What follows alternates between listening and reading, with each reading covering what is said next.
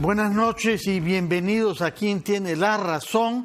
Tengo el gusto de estar en este programa durante un par de semanas y comenzar con dos candidatas a las elecciones del 26 de enero de dos partidos diferentes. Por una parte, Marta Chávez de Fuerza Popular, que va con el número 1. Buenas noches, Marta. Buenas noches. Y Pepi Patrón, que va con el número 8 en el Partido Morado.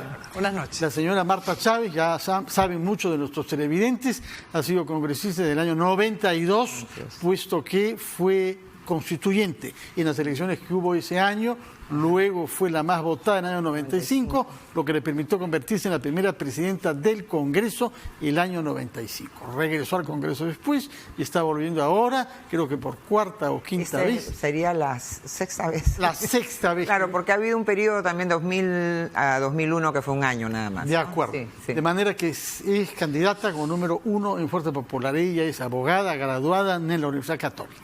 Junto a ella, Pepi Patrón, filósofa, académica, con muchas publicaciones sobre filosofía desde el punto de vista técnico, pero también sobre filosofía encarnada en la ciudad, haciendo frente a los problemas de la ciudad, problemas de ética y problemas relativos a las mujeres también, porque he visto que hay una publicación suya en el año 2000 sobre la presencia social de las mujeres, pero la ausencia política de las mujeres. Y finalmente se decide ella misma a estar presente en la arena política, postulando con el Partido Morado.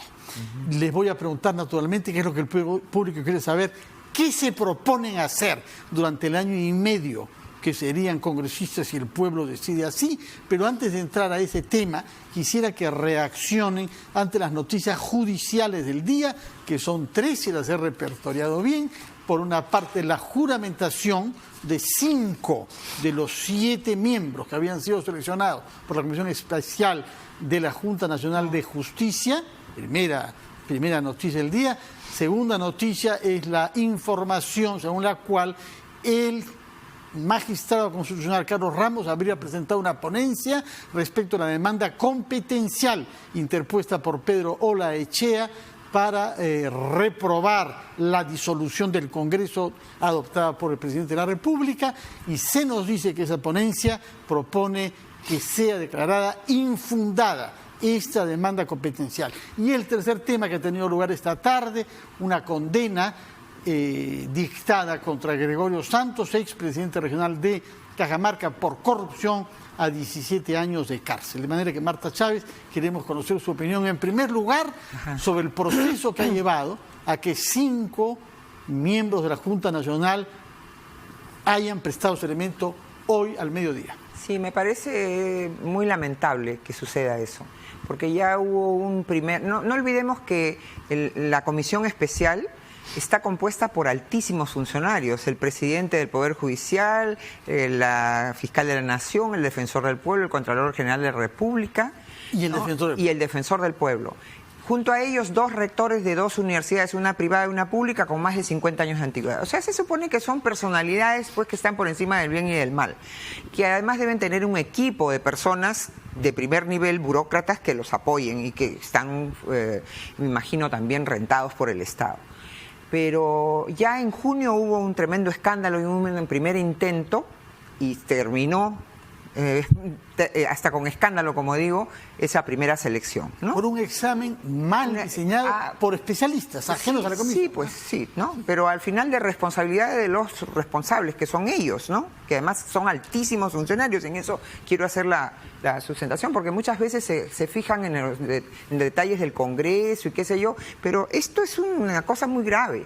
Y ahora, más de un año después del referéndum, porque esta es parte de una reforma, entre comillas, de la Administración de Justicia empujada por el señor Vizcarra, y por los cuales presionaron al Congreso para que la hagan de esta manera y manteniendo esta esencia y referéndum, y resulta pasado un año y no hay un solo magistrado nombrado, porque la Junta Nacional de Justicia tiene que saber, la población, que es el reemplazo del Consejo Nacional de la Magistratura, que es el único ente encargado de la selección y designación y de la sanción y ratificación y sanción de los fiscales y ratificación de los fiscales y de los jueces de todos los niveles de todo el Perú, salvo los que sean objeto de elección popular, que son los jueces de paz. Pero Marta Chávez, usted está constatando que ha habido escollos pero ¿se alegra o no de no que me ya haya alegro. una junta? No hay junta. No hay junta para mí. Y es más, ese proceso debe declararse. Sesiona, debe declararse para mí su reglamento. Esa es una irregularidad, porque debe declararse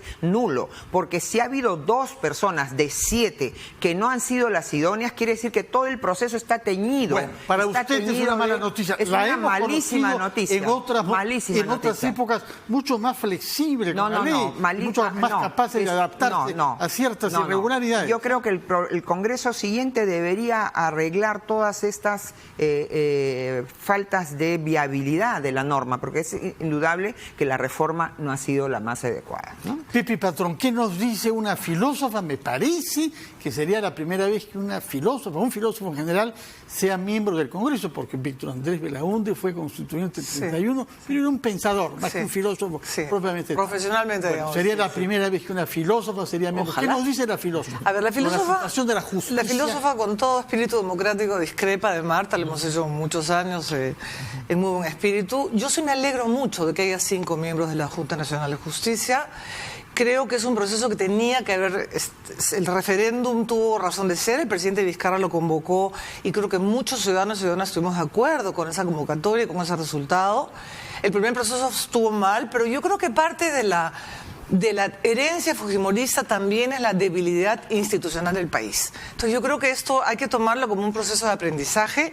Yo creo que está bien que haya 2 personas que han sido profundamente cuestionadas por vínculos nada menos que con Inostroza. Entre otras razones. Vínculos con Inostroza, quien hemos escuchado preguntar en un audio, todo el país lo ha escuchado preguntar en un audio si la niña estaba desflorada, si tenía 12, 11 años o no. Estamos hablando de niveles de corrupción, de los cuellos blancos y de un blindaje penoso. Y yo creo realmente que la Junta Nacional de Justicia es un buen esfuerzo de cambio constitucional, está bien integrado, ha habido probablemente dificultades, pero yo creo que se pueden corregir. Yo creo que justamente parte del fortalecimiento de la democracia es ir fortaleciendo las instituciones y no simplemente cuestionarlas en paquete, que se vayan todos los 7 porque hay 2 personajes cuestionados. Me parece que hay algunos suplentes muy respetables que podrían perfectamente ocupar ese lugar. Entonces yo no comparto el pesimismo de Marta. Yo creo que nos toca como Congreso fortalecer la institucionalidad que ha quedado tan debilitada, además después de estos años de un Congreso que realmente se dedicó a obstruir el trabajo del Ejecutivo. Yo creo que el presidente Vizcarra es el presidente Vizcarra, no es el señor Vizcarra. Creo que podremos discutir luego de la constitucionalidad o no. Yo creo que sí ha sido constitucional la disolución del Congreso anterior. Entonces yo creo que estamos avanzando en fortalecer instituciones, en construir instituciones democráticas que le devuelvan a la gente la confianza en la política. Yo creo que eso es una parte, Fernando, muy importante del trabajo del próximo Congreso, recuperar la confianza de la ciudadanía en el Congreso, en las instituciones políticas del Perú. Creo Marta que Chávez, ¿se ha quedado convencido o no? Le recuerdo a usted que es lectora de la Biblia, que Yahvé ofrece salvar a Sodoma y Gomorra si hay 5 justos, ¿no? Es lo que tenemos en la Junta Nacional. Usted es más severa que Yahvé. No, pues es que primero la sabiduría de Yahvé no la vamos a comparar con la de estas 5 personas, pero además vamos a preguntarnos, ¿por qué estas 2 otras personas, a quienes yo no tengo ninguna amistad, quizás circunstancialmente con el congresista, el ex congresista Falconi y también la ministra Zavala, en algún momento habré coincidido, pero para nada tengo ninguna afinidad con ella. Es más, creo que el congresista Falconi fue congresista del señor Humala. Toledo. O del señor que Toledo, no los quería mucho, pero que han sido aliados pues del señor Humala, como ahora el señor del Partido Morado también, Guzmán, ha sido viceministro y muy vinculado a la señora Nadine Heredia, ¿no? Entonces yo creo que la debilidad de instituciones a la que se refiere Pepi no es del fujimorismo. El fujimorismo recibe un país quebrado y, por favor, ya tenemos suficiente edad como para nosotros no decir que éramos chiquitos pues en ese momento y no nos dimos cuenta de que el Perú el año 90 estaba quebrado, tomado por el terrorismo, era inelegible para todo, no tenía un solo turista, un solo dólar. Entonces el presidente Fujimori reconstruyó al país y le dio una constitución. ¿Eso justifica el golpe golpe de Estado en el año 92? Ya no hablemos de eso. No, pero se habla mucho sobre lo que sucedió con el Congreso. Que fueron 8 meses en que no hubo Congreso, ¿no? Y en ese tiempo pero se generó una constitución. ¿Era legítima? Era legítima.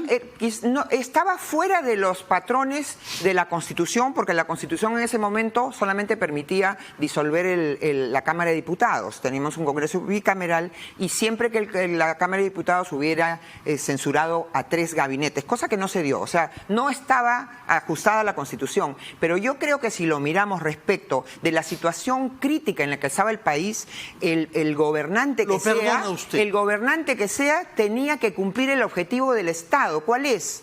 El bien común. No era posible el bien común conseguirlo en las circunstancias en que estaba el sistema institucional del país. Entonces se podría repetir. Entonces, podríamos, si hay una justificación. Felizmente no estamos, pues, porque gracias a esas reformas que se hicieron, hoy el Perú tiene 70.000 millones de dólares de deuda externa, hoy el Perú dicen que es uno de los líderes en crecimiento en América Latina, hoy el Perú tiene miles de millones de dólares de inversión extranjera y nacional directa, hoy el Perú tiene 4 millones. Y todo eso por las reformas que se hicieron. Parte del marco constitucional fue gracias a eso, porque se sustituyó una constitución del 79 que era una constitución socialista, de corte estatizante, que asfixiaba. Así es, ¿no se acuerda, Fernando, que hasta hace muy poco el señor Alan García... No, es que el señor Alan García, que eran mayoría en la Asamblea Constituyente, se planteaban como la izquierda, como APRA como izquierda. Izquierda democrática. Sí, pues, pero era izquierda, ¿no? Entonces, luego... son miembros de la Internacional ahora. Claro, difícilmente pero ellos han... Es de izquierda, ¿no? Bueno, pero ellos han revisado su posición y después de decir hay que cambiar la Constitución, ya es una Constitución que ha cumplido 26 años. Hemos comprendido su punto. Es que me ha desviado de la pregunta por lo del 5 de abril. Vamos a ver qué nos dice Pepe Patrón sobre esta ponencia presentada por el magistrado Carlos Ramos y luego regresaremos con usted. Pepe Patrón. Bueno, obviamente tenemos una evaluación distinta de lo que se hizo en el país después del 92. Yo sí creo que fue un golpe de Estado, como muchos lo creímos en ese momento.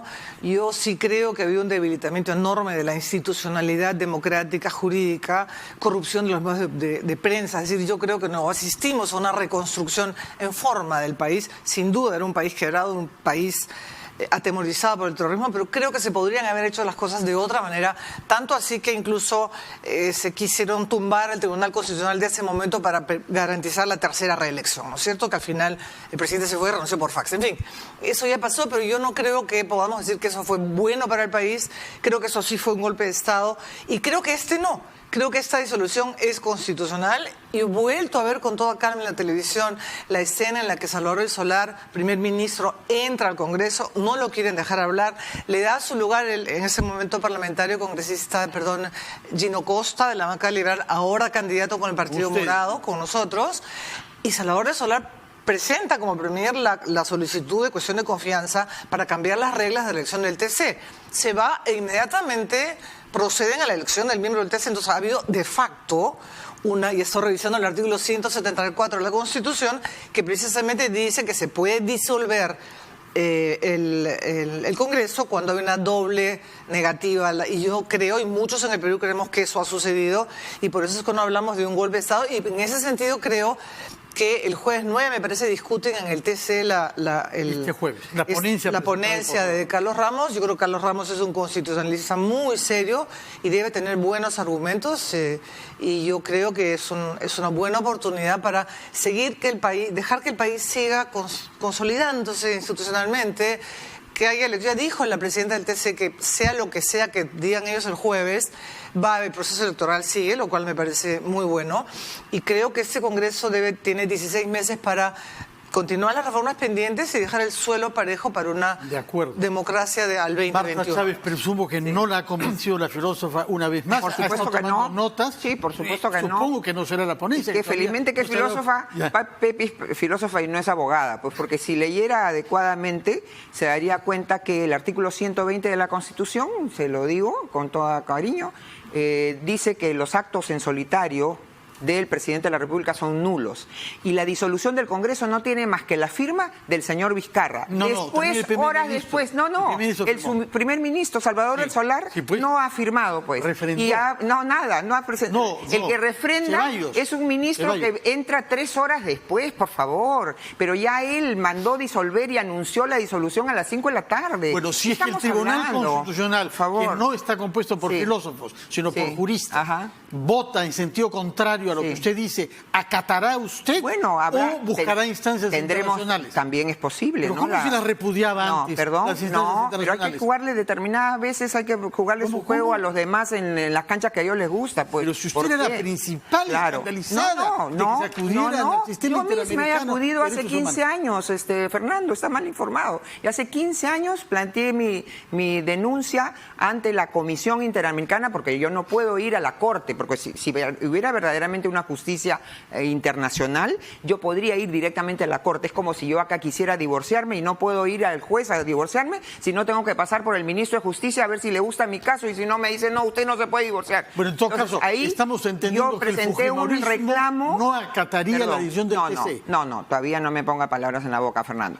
Entonces, yo he reclamado ante la Comisión, y la Comisión ni me ha hecho caso. Yo no soy ser humano para la Comisión Interamericana. Hace 15 años que no me responde. Ni siquiera me responde, ¿ya? O sea, yo no tengo derechos humanos, pero hay que tratar de jugarles, pues, en su misma cancha, ¿ya? Entonces, ¿qué pasa? Primero que el proceso competencial se asimila al proceso de inconstitucionalidad. Entonces requiere el voto de por lo menos 5 miembros para que forme sentencia. Entonces tienen que ponerse de acuerdo, pues. Si no, no hay pronunciamiento. Entonces hay que analizar bien eso, y tenemos derecho también, de acuerdo a la Constitución, Fernando, a criticar las decisiones judiciales. Sin duda. Sí, pero ahora que vamos a no oponernos a esto. Mire, nosotros, en primer lugar, si se puede usar una instancia internacional, se irá a la instancia internacional, y eso no tiene que escandalizar a nadie. Veremos primero el jueves si es que el Pleno decide esta semana o si se tomará más tiempo. En todo caso, la nueva presidenta nos ha prometido que la decisión será tomada antes de la elecciones. Dicho sea paso, la nueva presidenta del Tribunal Constitucional nunca demostró quién le había dicho supuestamente que había que votar a favor de la... Ya hizo una declaración en la Fiscalía. ¿Está al tanto de los actos fiscales? No, yo no, porque me gustaría saber, porque todos los demás la desmintieron. Le dijeron, a mí nadie me ha dicho nada. Hay una declaración fiscal ahora, pues. Espero que ha sido hecha hoy. Ojalá que termine diciendo algo, ¿no? Señora Patrón. La señora Marta Chávez parece que es reticente a aceptar la autoridad del Tribunal Constitucional, criticar el fallo, Fernando, y apelar a otros. No me coloque cosas que no he dicho. No sea usted mi intérprete, porque no es así. No es así. ¿No? Yo misma he sido representante del Congreso de la República ante el Tribunal Constitucional, ¿no? Entonces no me puede decir usted que no reconozco pero tengo derecho a aceptar la autoridad. No, la autoridad es como decir, no, ustedes no sirven para nada. No, puedo decirles, no estoy de acuerdo con su resolución, y se los voy a decir. Bueno, y con fundamentos jurídicos. Señora Patrón. Muy bien, pero primero, Marta, no soy abogada, pero sí sé leer. Créeme que los filósofos y las filósofas sabemos leer y leemos con cuidado. Hay muchos abogados. Yo no podría leer un texto de filosofía y decir que lo entiendo perfecto. A mí me encanta filosofía. A mí me encanta. No fue mi profesor. Felizmente no fue mi profesor. Felizmente no fue mi profesor. No hablemos de gente que no puede defenderse. En todo caso, yo he leído con cuidado la Constitución y yo sí creo que es constitucional, y me parece sorprendente que Marta ahora diga que podría recurrir a instancias internacionales cuando el gobierno de Fujimori quiso retirar al Perú de la competencia de la Corte. Lo retiró. Entonces yo creo que hay que jugar. Tú dices que se puede uno acomodar a las reglas del otro. No, uno siempre tiene que jugar con las mismas reglas, sea en política, sea en filosofía, sea en la institucionalidad, y sobre todo en la democracia. Las reglas tienen que estar bien claras, la cancha tiene que estar bien marcada, y yo creo que hay que acatar lo que el tribunal diga. Yo creo que ha sido constitucional, y creo que el presidente Vizcarra está dando muestras de estar actuando, que se refrendó 5 horas o 4 horas más tarde. Me parece francamente una formalidad de abogados, porque el país estaba trabado, había un pleito entre el legislativo y el ejecutivo que no íbamos para ningún lado. Entonces yo creo que se ha respondido a un problema real, no es arbitrario, no puede ser el plan máximo de algunos partidos llegar al Congreso para vacar al presidente de la República. Me parece muy poco serio. La propuesta nuestra será contribuir continuando la reforma política, la reforma del Congreso, la lucha anticorrupción, el tema de género, el cual seguramente discutiremos más adelante. Entonces yo creo que no es responsable decir, ahora estas reglas de juego sí me gustan y antes no me gustaban. Eso es una posición de principio que a mí me corresponde como filósofa y académica. El tiempo corre y hay que acelerar. Antes de hablar sobre su previsión, sobre su trabajo parlamentario, ella ha introducido el tema de género. Y se le atribuye tener una cierta reticencia también frente a este concepto. En el castellano no hay género para las personas, pues en el castellano, y nosotros hablamos castellano, hay sexo para las personas. Género tienen las cosas y género tienen los animales. ¿Yo es porque tengo sexo masculino que uso corbata? Hay sexo masculino y sexo femenino que se representan en algo tan Pero la corbata sencillo, que yo uso, ¿por qué es? Porque tengo sexo hay mujeres masculino. también. No desvíe. Género, ¿no? Déjeme aclarar esto. De repente para usted el tema de la corbata es importante. No, Para pero mí, es típico de los hombres, ¿no? Lo que es importante es el ADN. En las células de las personas o somos mujeres o somos hombres, ¿no? Tenemos esa impronta, hombres o mujeres, por lo tanto tenemos sexo femenino o sexo masculino. Ahora, el género es una mala aplicación del término inglés. Gender significa sexo y por eso es que hay fiestas. Yo acabo de estar en Washington porque tengo una ahijada que salió embarazada y entonces me invitó a su gender reveal party. ¿Qué significa? Donde se revela el sexo del niño, que ella no lo conoce, es una fiesta muy bonita y lo saben. Entonces, ¿por qué no hablar de igualdad de oportunidades entre todos los seres humanos, la dignidad del hombre? ¿Por qué quieren meter género? Porque ahí cabe pues hasta el que quiere casarse con la computadora, el que se siente niña, el que se siente anciano. Por favor, somos hombres o mujeres y entonces tenemos que respetarnos como seres humanos. Y yo tengo una fundamentos, además de los fundamentos intelectuales, tengo fundamentos también de fe. Y entonces, para mí, en lugar de estar hablando de esas etiquetas que son muy tramposas, para mí son tramposas, hablemos de hombres y mujeres. Pero Jesús no hablaba mucho sobre estos temas. Hablaba de igualdad. Se interesaba en el amor en general. Y tuvo una actitud sumamente tolerante. Hablaba de hombres y mujeres, ¿no? Ahí no hablaba de género, hablaba de hombres y mujeres, niños y niñas, hombres y mujeres. Entonces hablemos así, con propiedad, no estemos inventando señora cosas. Patrón, me imagino que no comparte esta visión basada en su fe y en otras convicciones, incluidas sobre todo intelectual, no necesito mi fe en realidad, pero la tengo también, ¿no? Obviamente no comparto lo que dice Marta, obviamente hay posiciones discutibles, pero nacemos hombres y mujeres, por supuesto. Yo tengo 2 hijos varones y ellos son 2 hijos varones. Sin embargo, lo que la palabra género, el concepto de género simplemente quiere indicar es lo que se espera socialmente, culturalmente o políticamente de ser varón o mujer. No te dice que no eres hombre o mujer. Se ha estudiado durante décadas y por eso se considera que es un avance, porque es una crítica a ciertas concepciones que nos hacen desiguales a los niños y las niñas. Las niñas, ¿cómo tenemos que ser? Dulces, suavecitas, pasivas, domesticadas, ¿no es cierto? Los varones competitivos, no llorar, tener el poder. Eso se llama roles de género, que no niega la masculinidad o la feminidad, no niega que uno tenga genitales de un tipo u otro. Lo que dice es qué significa eso como lo que se espera social, cultural y políticamente de la persona. Hemos comprendido sus enfoques. Una persona gay, una persona lesbiana, ¿es género? ¿Género lesbiana, género de esto? ¿Qué es lo que se espera de ella? ¿Qué es lo que se espera de un... Es una opción. ¿Qué se espera? Pero que está metido en el tema de género. Por eso es que género... Claro, pues, porque género no significa el rol, que lo que primero dice, es para la platea. Pero al final lo que se esconde es toda una relativización donde hay gente que ya se dice asexual, gente que se dice que puede ser bisexual ahora, homosexual mañana, gente que puede ser ahora niña, mañana puede ser niño. No, hay gente que tiene 60 años y quiere ser niña de 8 y ir a un nido. Entonces, eso es lo que... Hemos comprendido su punto de vista antes de que nos gane el tiempo. Después de haber hablado sobre estos temas relativamente genéricos, yo quisiera comprender qué se proponen hacer en el Congreso en el año y medio. En el caso suyo, además, reconocerá que hay una mala imagen de un gran sector de la opinión pública sobre el Congreso pasado, ¿no? Digamos así, para no entrar en el detalle de lo que es el Fujimorismo y sus aliados, digámoslo así en general. ¿Qué se puede cambiar?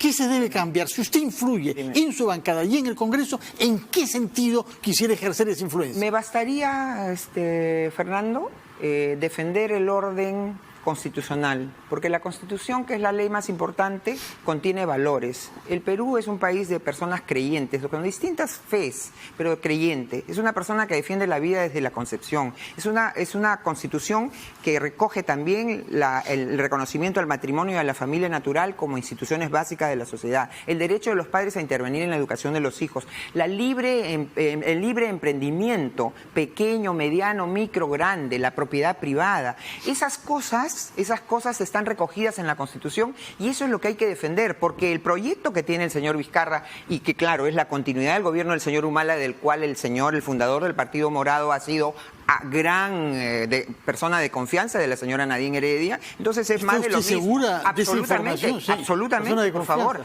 ¿Y por qué estuvo solamente pocos meses? En momentos pocos meses, ¿no? Bueno, porque pero más de un una hombre vez de confianza. ha tenido, y tan de confianza que incluso se le atribuye haber comprado los equipos de interceptación telefónica con que ahora se está persiguiendo a la gente. Entonces, es más de lo mismo para algunas personas. Entonces, nosotros queremos impedir que en el Perú se dé esta situación de Venezuela, donde un señor Vizcarra que dice que quiere irse, pero que no se va a ir si es que se lo deja más allá del 2021. Está presumiendo usted bastantes cosas, ¿no? Es que él mismo lo dice, pero ¿no? En 5 años vamos a hacer reconocería que su política es una política del miedo para hacer frente a catástrofes.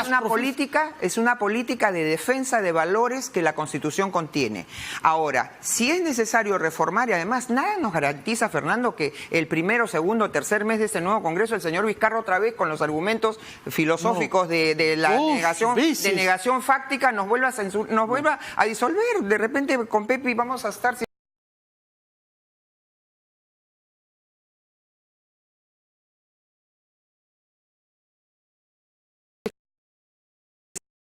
Veremos. Pueden trabajar en 16 meses. El Partido Morado se ha tomado la molestia de hacer una propuesta de 48 puntos, que obviamente no son 48 propuestas legislativas, sino de las 3 funciones del Congreso, que son representar, legislar y fiscalizar. Creemos que la labor de fiscalización del Congreso puede ser muy importante. Por ejemplo, en el tema de la violencia de género, hay comisarías, hay fiscalías, hay centros de emergencia y no funcionan. Hemos batido el récord de feminicidio y hoy día ya tenemos el segundo. Sí. Perdón, pero si va a fiscalizar y le va a pedir a la ministra del Interior, a la ministra de la Mujer que hagan su trabajo, eso va a ser obstrucción, porque eso es lo que se ha dicho. Si va a querer...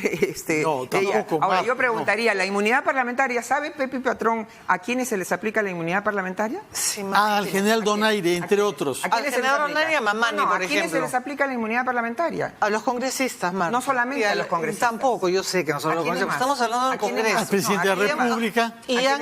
No, al presidente de la República tiene otro tipo de inmunidad. La inmunidad parlamentaria se le aplica además por extensión, porque lo dice la Constitución, a los miembros del Tribunal Constitucional y al defensor del pueblo.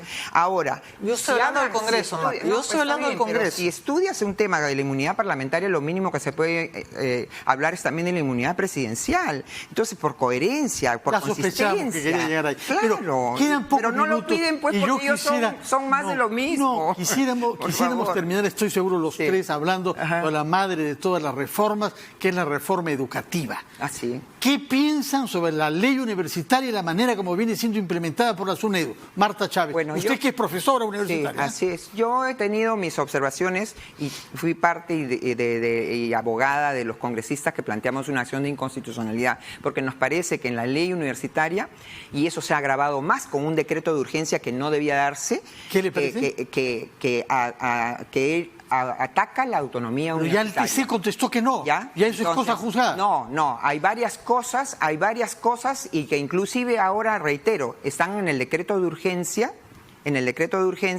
que se ha dado para reforzar la presencia del Ministerio de Educación en las universidades. Que no reciban licencia las públicas. No, está bien, así sea, pero no puede entrar a violar la autonomía universitaria. Entonces, hay que estudiar muchas cosas ahí y yo creo que sí ha sido un proceso bastante duro para muchas universidades, sobre todo públicas, ¿no? Tiene una pública, Marta, perdón, tiene una pública, 36, una pública, perdón. Pero tiene sus cosas positivas. Tiene positivas. Tiene sus cosas positivas, por supuesto. Nosotros planteamos una serie de inconstitucionalidades y observaciones y hay otras que no. Hemos trabajado directamente en esa ley, hemos desbrozado. Pero ¿reconoce usted que había universidades que usaban dinero para financiar cosas bien oscuras, que no tenían calidad, que los locales no ofrecían garantía? Cierto. Y que había que mejorar eso. Cierto, pero sin tanta sujeción a un órgano ejecutivo como es el Ministerio de Educación. Y el SUNEDU. Usted sabe que hay un consejo directivo. Sí, pero la SUNEDU está compuesta por la mayoría de funcionarios públicos que designa el Poder Ejecutivo. Pero el tema no queda ahí, Fernando. El tema va... ¿Qué preparamos en los colegios? Y yo le puedo decir, yo recibo a jóvenes de 17, 18, 19 años en la universidad y veo que los colegios tienen una deficientísima preparación.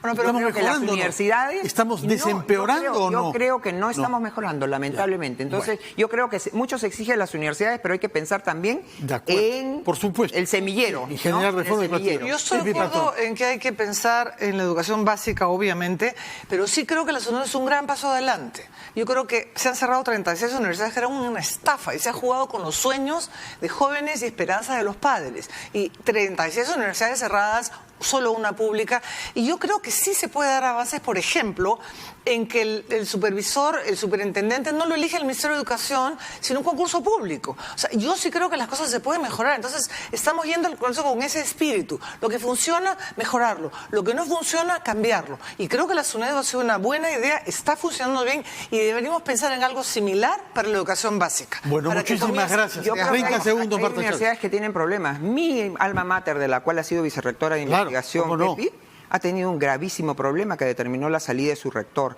y con agravios a los alumnos. He conocido casos trágicos de alumnos que no podían pagar pensiones y les decían, cámbiate de universidad.